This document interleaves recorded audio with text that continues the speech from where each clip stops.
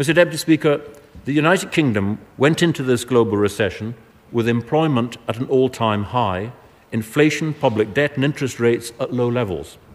But no country can insulate itself from the worldwide downturn. The position here, as in every country, has deteriorated in the autumn. In the last few months, world trade fell at the sharpest rate since 1945.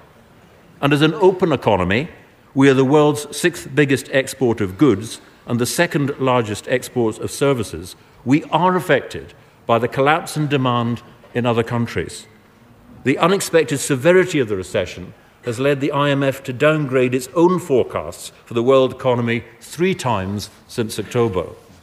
We, as well as other countries, as diverse as Japan, France, India and the United States, have reduced our growth estimates. Mr. Deputy Speaker, the United Kingdom economy contracted by 1.6% in the last quarter of 2008. And for the first quarter of this year, I expect the economy will again contract by a similar amount. And my forecast for GDP growth for the year as a whole will be minus 3.5%, in line with other independent forecasts. But because, Mr. Deputy Speaker, of our underlying strength, the measures we are taking domestically and internationally, I expect to see growth resume towards the end of the year. The IMF forecasts published today confirm that the problems that all countries will face this year.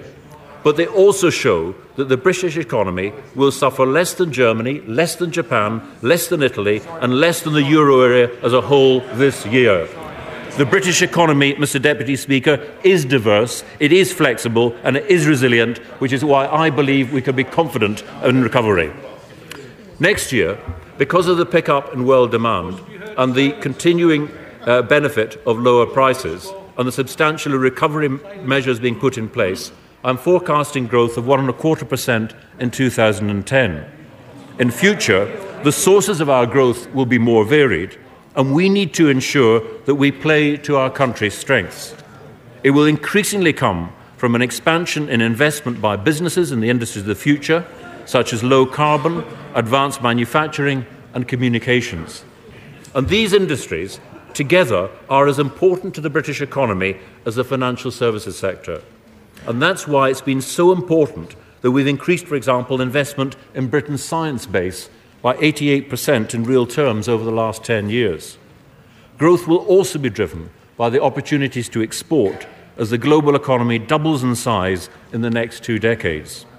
From 2011, I am forecasting the economy will continue to recover with growth of 3.5% from then on. To account for the impact of the global shock, I have further adjusted trend output on the productive potential of the economy. But in future years, the economy will recover towards a trend rate of growth of 2.75%. Inflation, Mr. Deputy Speaker, is expected to continue coming down sharply, reaching 1% by the end of this year. And I'm writing to the Governor of the Bank of England in the usual way to confirm that the inflation target remains unchanged at 2%. The retail price index inflation is forecast to remain negative, falling to minus 3% by September, before moving back to zero next year. Mr. Deputy Speaker, the deepening global recession has had an impact on the public finances here and in every country across the world. And in this budget, I will set out steps to ensure that they are on a sustainable path. And due to the measures that I will announce today, the current deficit is expected to halve within 4 years. But before I turn to that, I want to set out the additional help we will give to people and businesses to get through the recession and build towards recovery. Mr. Deputy Speaker, we know from previous recessions that people's greatest fear is the loss of their job and their family home. All over the world, as the economy slows, unemployment is rising.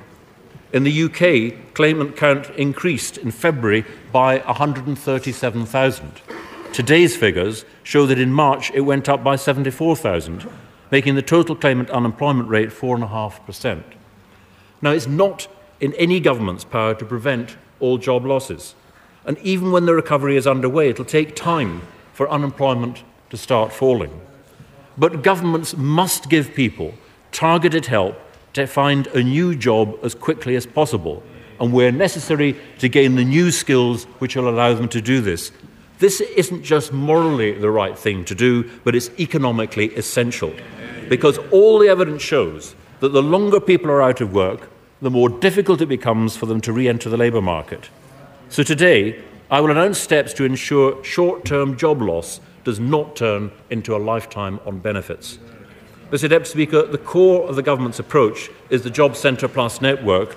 Its help has almost halved the average time that people spend out of work compared to previous recessions.